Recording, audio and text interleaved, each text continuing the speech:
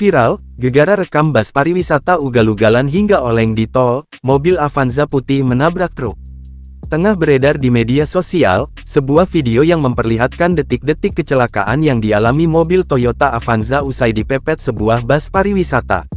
Dalam video yang diunggah oleh akun Facebook Michael Brabers pada Senin tanggal 21 Agustus tahun 2023 tampak bus pariwisata Dua Putra yang melaju ugal-ugalan di jalan tol.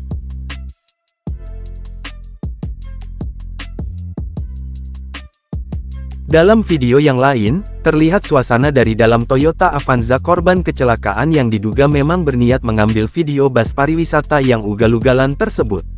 Pada momen sebelum kecelakaan, bus pariwisata berwarna kuning itu sempat memepet Toyota Avanza yang melaju di lajur kiri. Diduga sopir Avanza tidak fokus, LMPV ini seketika menghantam bagian belakang truk kontainer yang melaju tepat di depannya.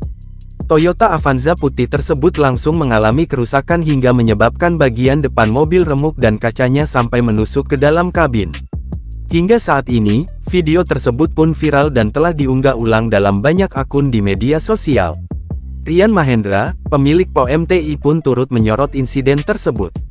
Dalam akun Instagram pribadinya, Rian mengatakan bahwa orang yang hidup di jalan itu karmanya cepat. Ia pun mengingatkan kepada pengendara Avanza tersebut agar menjadikan peristiwa ini sebagai pembelajaran.